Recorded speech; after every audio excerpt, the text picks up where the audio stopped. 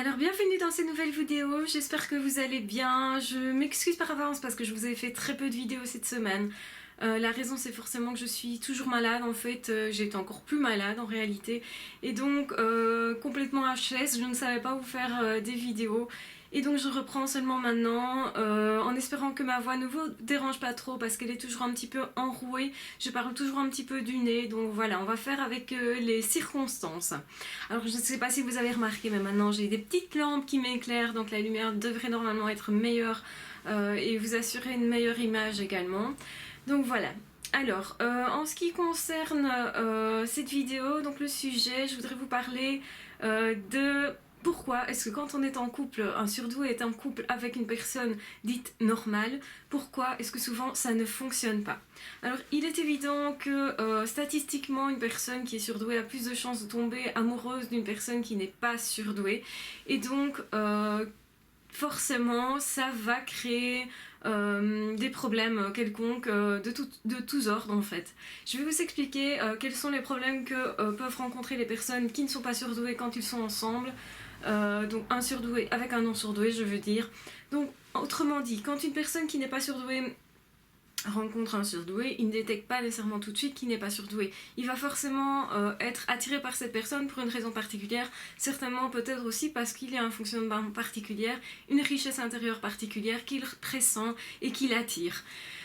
Cependant, le surdoué, lui, il est généralement, c'est quelqu'un qui a beaucoup d'affect. Quand il n'a pas refoulé ses affects, quand il est en paix avec ses affects, eh bien, forcément, il a énormément d'affects et donc ça peut un petit peu bouffer l'autre, on va dire, parce que ces affects-là sont très importants et il peut du coup avancer beaucoup plus vite dans la relation, se projeter beaucoup plus loin, etc.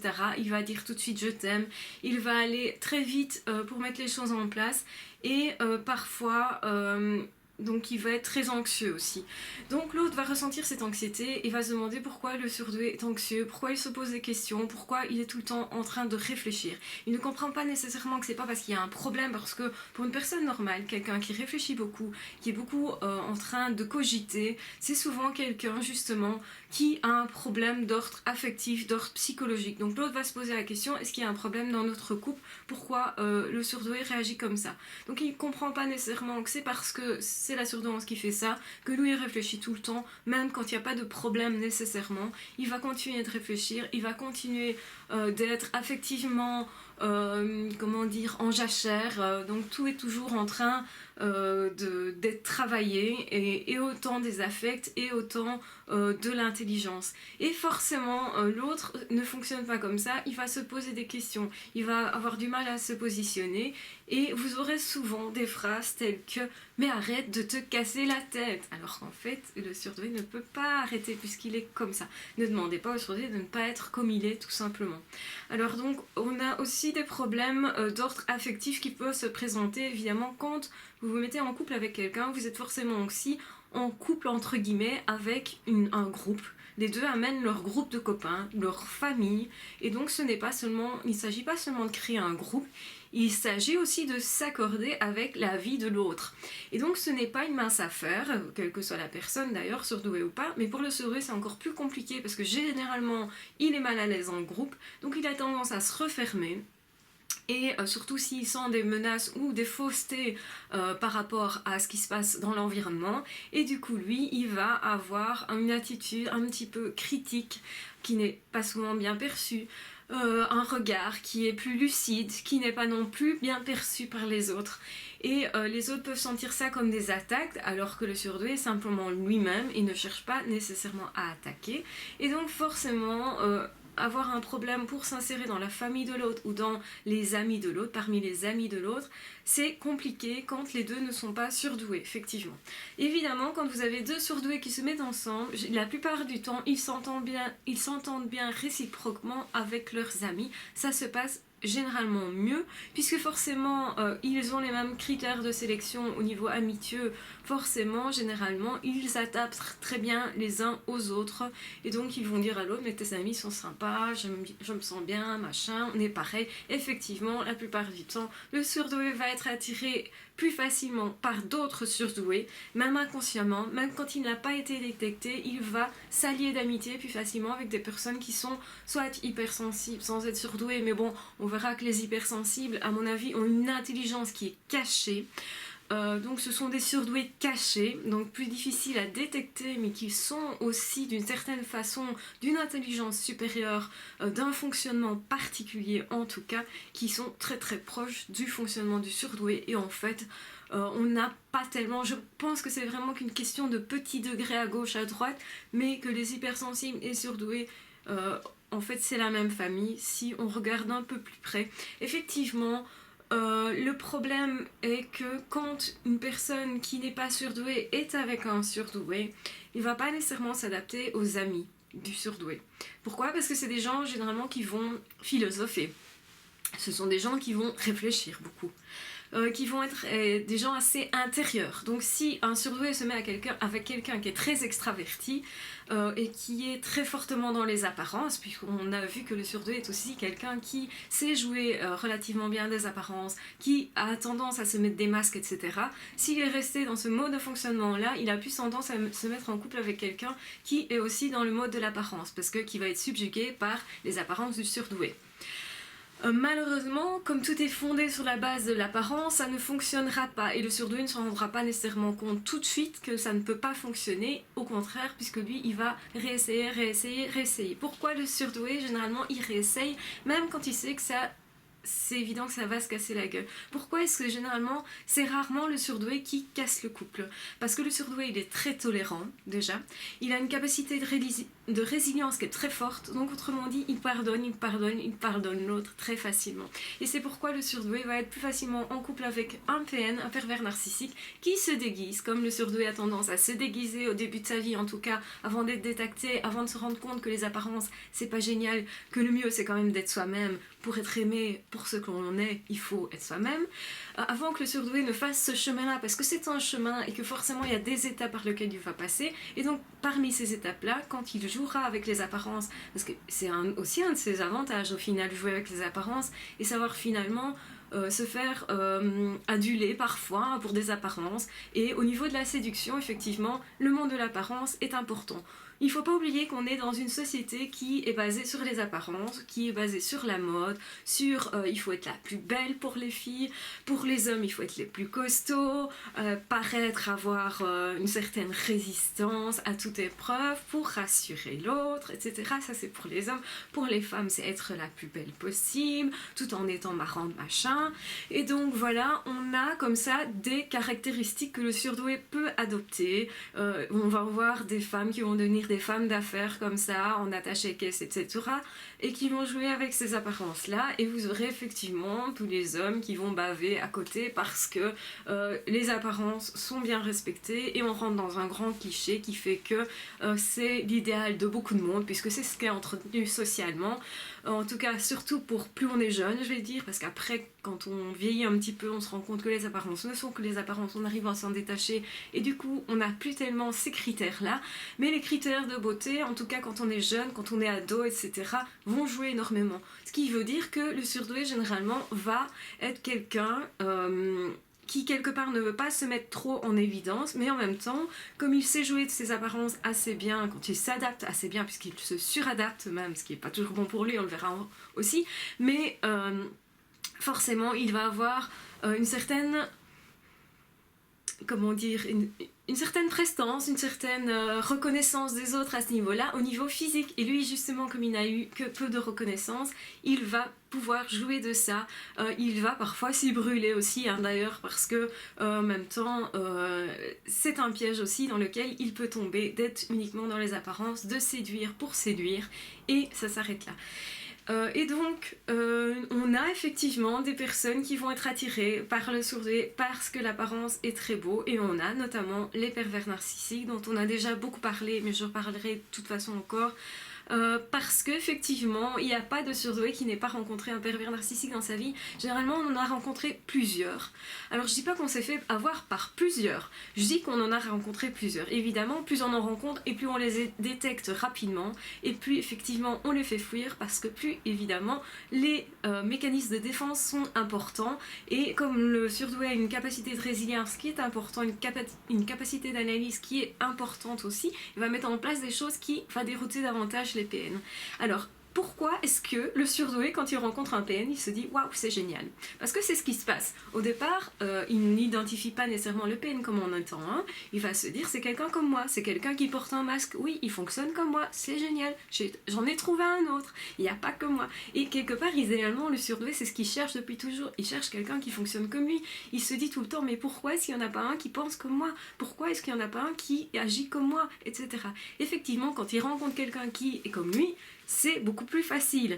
Mais le problème, c'est que le PN, il est déguisé et il n'est pas du tout comme ça intérieurement. Et c'est pour ça que le surdoué a du mal à le laisser tomber, parce qu'il a du mal à laisser tomber son rêve. Il s'accroche au PN parce qu'il s'accroche à ce rêve qui, au départ, était « je veux avoir quelqu'un qui est comme moi, qui est idéaliste aussi, qui a une certaine sensibilité, qui a une certaine humanité, et bien sûr qu'il s'accroche à ça. C'est son humanité, son envie de vivre qui va le faire s'accrocher davantage, et alors forcément ça crée toute une série de problèmes, de dépendance, etc.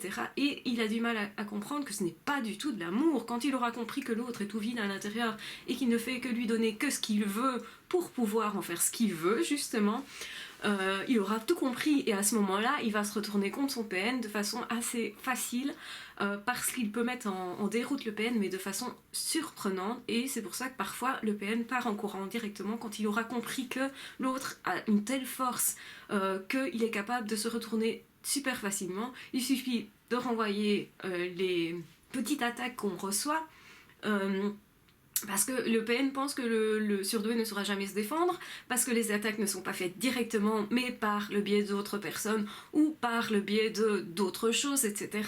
Donc de façon détournée, de toute façon, pour ne pas justement qu'ils s'en défendent. Et à partir du moment où le surdoué laisse tomber ses apparences, il laisse tomber toutes les personnes justement qui sont dans les apparences. Et donc on a déjà beaucoup moins de problèmes. Alors quand un surdoué commence une histoire d'amour avec quelqu'un qui n'est pas surdoué, le problème c'est qu'ils vont avoir du mal à se comprendre. Ils ne fonctionnent pas au même rythme. L'autre ne fonctionne pas sur un rythme de pensée. Donc déjà le surdoué ne va pas comprendre pourquoi l'autre paraît si vite à côté de lui, puisqu'il n'a pas ces pensées-là, il n'a pas ces tracas-là, il n'a pas ces questions existentielles, parce que c'est quand même des questions qui sont vraiment centrales dans la vie. Le surdoué, tout petit, va se demander « qu'est-ce que je vais faire quand je serai vieux, quand je serai pensionné ?» C'est une question qui peut se poser à 4-5 ans. Et l'autre ne s'est jamais posé la question, parce que l'autre, il attend d'être dans la situation pour se poser une éventuelle question. Donc là, on a vraiment deux fonctionnements qui sont complètement différents. Et c'est pas du tout un cliché, parce que quand on regarde la vie des surdoués, lui, il commence un petit peu tout à l'envers. Quand il est enfant, c'est un sage fini, et en fait, il fait des remarques aux autres parce qu'il voit clair, et les adultes lui disent « mais tais-toi, tu diras ça quand tu seras grand, ou tu ne peux pas savoir, t'es trop petit ». C'est le genre de remarque qu'un surdoué entend également énormément quand il est petit. Tais-toi, tu ne peux pas savoir, des choses comme ça. Donc le surdoué, quand il est petit, la seule chose généralement qu'il a envie, c'est de grandir vite pour avoir une liberté. Le surdoué est très attiré par la liberté, et ça aussi dans le couple, surtout quand c'est avec une personne qui fonctionne pas comme lui, généralement il trouve pas sa liberté. Donc en fait il a besoin d'un certain domaine de créativité. Le surdoué a besoin de s'exprimer dans sa créativité, quelle qu'elle soit, que ce soit artistique ou pas, que ce soit mathématique, que ce soit scientifique. Une recherche scientifique, c'est quelque chose d'extrêmement créatif, parce qu'il faut créer une hypothèse à la base, il faut créer un moyen de le vérifier, donc il faut être extrêmement créatif. C'est pas du tout quelque chose de carré. Les mathématiques, ça dépend ce que vous voulez étudier, mais tout ce qui est physique, ça peut être très créatif aussi. Vous avez comment mettre en place une expérience pour mesurer telle ou telle chose, c'est extrêmement créatif. Donc évidemment la personne qui peint, c'est effectivement créative. La personne qui se met à jouer d'un instrument de musique, qui commence à chanter, à écrire des textes, à écrire des bouquins, etc., c'est forcément forcément créatif, on est forcément dans une créativité et le surdoué a besoin de ça pour s'épanouir.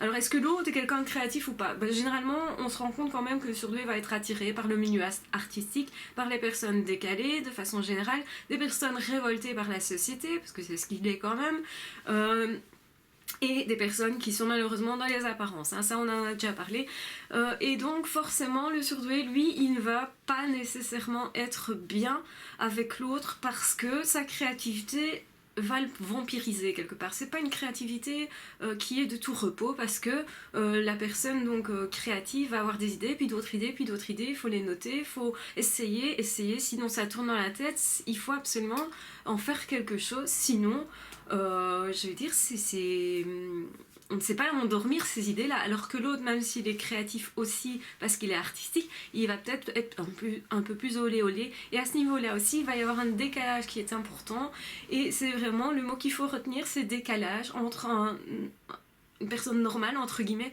et un surdoué. Vous avez un décalage qui est énorme au niveau du fonctionnement. Et donc, forcément, les deux personnes ont un peu tout mis en place pour qu'ils ne se comprennent pas. Donc vous avez des gens qui vont être extrêmement...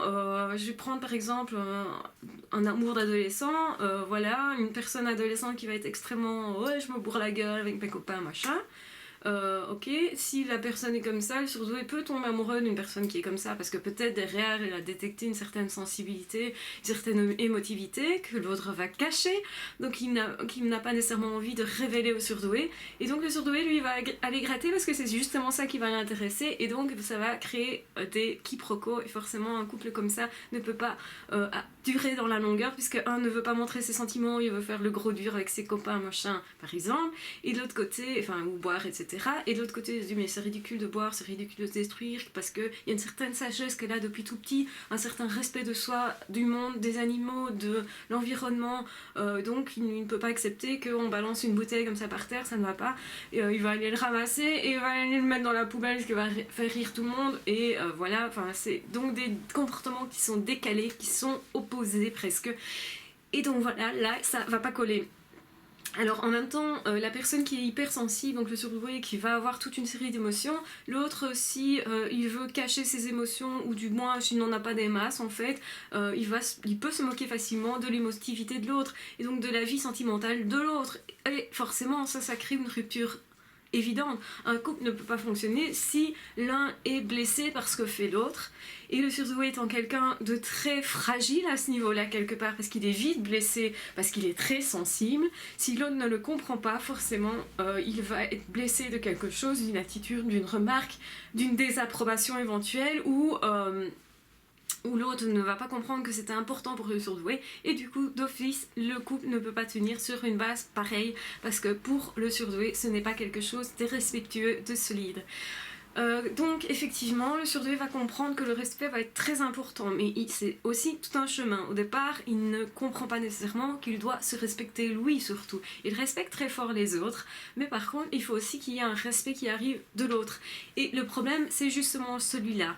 Le surdoué il respecte de façon naturelle l'autre, mais il ne comprend pas pourquoi l'autre n'en fait pas de même, et donc il peut voir là-dedans vraiment un manque d'estime, un manque d'amour, et finalement se dire mais l'autre ne m'aime pas comme moi je l'aime, et au final il ne m'aime pas vraiment. Et donc voilà pourquoi il peut aussi décider de ne pas aller vers une relation. Alors là je parlais des couples qui sont déjà établis, mais il est vrai qu'au départ, avant de former le couple, il y a toujours déjà toute une série de problèmes. Il faut vraiment que les deux arrivent à se comprendre. Déjà, le surdoué n'aime pas d'être mis en lumière, n'être mis en valeur, n'aime pas de se montrer à la base en tout cas. Il va devoir faire un travail pour arriver à le faire, mais donc ça veut dire que l'autre, s'il passe son temps à regarder le surdoué, à le fixer, à montrer aux copains, copines, ah, celui-là il est bien, ou celle-là elle est bien, machin, à faire un foin autour, ça va mettre plutôt mal à l'aise le surdoué de façon générale, et ça risque aussi de créer des obstacles en tout cas pour créer la relation. Donc surtout si c'est pas respectueux, surtout si oh t'as vu je sais faire un renvoi, oui c'est très très basique. Surtout il aime pas tout ce qui est très basique, pipi, caca, machin, tout ça. Généralement il aime pas trop parce que justement il y a une certaine sagesse qu'il a derrière, il y a une certaine construction qu'il a derrière et il y a un certain respect de lui-même, des autres, etc. Et il ne sait pas, je vais dire, se perdre en un amusement de caniveau, donc se bourrer la gueule, généralement il a du mal. Il va boire un petit peu comme ça pour se mettre dans l'ambiance et parce que ça ralentit ses pensées, parce que ça va être sympa et tout, mais ça va rester à ce niveau-là. Il va pas aller jusqu'à se bourrer la gueule et aller en fait dans des zones d'inconfort pour lui, parce que aussi c'est quelqu'un qui au niveau corporel, au niveau de ses sens, et tous ses sens sont actifs, on l'a déjà vu, va être plus sensible aussi. Donc il ne peut pas se faire du tort à lui-même de façon à ne pas réagir, puisque lui, ça va être vraiment incommodant, intenable. Et donc voilà. Donc il y a vraiment des disproportions qui sont énormes, et au niveau affectif, et au niveau corporel, parce qu'aussi au niveau corporel, il lui faut un très grand respect, un toucher très respectueux. Si quelque chose va être trop brusque, tout de suite il va le rejeter. Le surdoué a peur qu'on rentre dans son intimité et il la protège très fortement. Donc il a besoin d'un espace. Et c'est vraiment quelqu'un qui est à conquérir, comme à adopter. Il lui faut plus de temps à ce niveau-là, alors qu'il est entre guillemets en avance. Mais comme il est émoustillé par toute une série de sentiments, eh bien, il peut perdre très vite ses moyens. Aussi, ce qui ne va pas nécessairement faciliter la rencontre. Il va être très peu dans quelque chose d'instinctif. Il va plutôt être dans quelque chose de très réfléchi, ou en tout cas il aura analysé ses sentiments, où il ressentira beaucoup de choses, et donc ça aussi ça crée des distensions et forcément des problèmes qui vont avec les distensions, d'incompréhension. Il ne peut pas comprendre que quelqu'un ait lu sa lettre par exemple. Il va se sentir blessé, mais vraiment blessé très fortement, meurtri, par une attitude qui au départ pour l'autre n'était pas du tout quelque chose d'agressif. Il peut remarquer toute une série de non-dits aussi. Le surdoué a besoin de vérité. Si l'autre lui cache quelque chose, il va le voir directement, il va le sentir, et si l'autre ne l'avoue pas, ben ça peut créer des problèmes aussi, des distensions. Et donc tout ça fait qu'effectivement, difficile est de créer un couple entre un normopensant et un surdoué. Alors c'est possible quand même, il y a quand même des couples possibles, mais ça demande un effort vraiment très important de la part de la personne qui est non surdouée. Je pense que ça demande une qualité de cœur exceptionnelle. Ce n'est pas tout le monde qui peut faire ça. Je pense que c'est des personnes entre guillemets qui sont dans la norme, mais qui au niveau sentimental, émotionnel, etc. ont déjà quelque chose en plus, sont déjà à mon avis bien au-dessus des autres à un certain niveau. Évidemment on n'a pas tous des tests, les tests que nous avons sont très minimes au final pour détecter qui est surdoué, qui ne l'est pas et en quelle proportion. Je pense qu'il y a toute une certaine proportion de personnes aussi qui se comportent comme étant dans la norme, mais qui vont avoir quand même une certaine tendance à fonctionner quand même un petit peu plus comme un surdoué, un petit peu plus proche en tout cas. Et donc voilà, il y a aussi des personnes d'exception là-dedans. Et donc il faut arrêter, je pense, de penser que tout le monde est pareil dans cet univers, que tout le monde fonctionne dans la norme. C'est ce que la société veut, c'est ce qu'on essaie de nous faire croire, fonctionner comme ça parce que c'est le plus simple pour tout le monde au final, mais je pense qu'il y a énormément de personnes qui en réalité sont toujours un petit peu décalées à gauche ou à droite, dans un sens, dans l'autre, etc. Et on essaye d'uniformiser ça au plus possible avec l'éducation, avec l'école, avec le monde du travail, avec tout ce qu'on a mis en place en fait dans la société. Mais nous ne fonctionnons pas pareil et je vois pas en quoi ça peut être problématique, et forcément vous serez plus facilement attiré par une personne qui est comme vous, et donc il y a beaucoup plus de chances qu'un surdoué pour créer sa vie, que ce soit relationnel, donc au niveau amical, mais aussi au niveau donc de créer un couple, forcément va être plus attiré par quelqu'un qui fonctionne comme lui, et donc inévitablement par un surdoué, même s'il va le chercher plus longtemps, puisque statistiquement, il y en a moins dans la population. Voilà, je pense que cette vidéo est assez longue. Je vais vous laisser ici. Je vous dis merci pour avoir visionné cette vidéo. Et je vous promets que nous nous retrouverons très vite pour d'autres vidéos. À ciao, bye bye!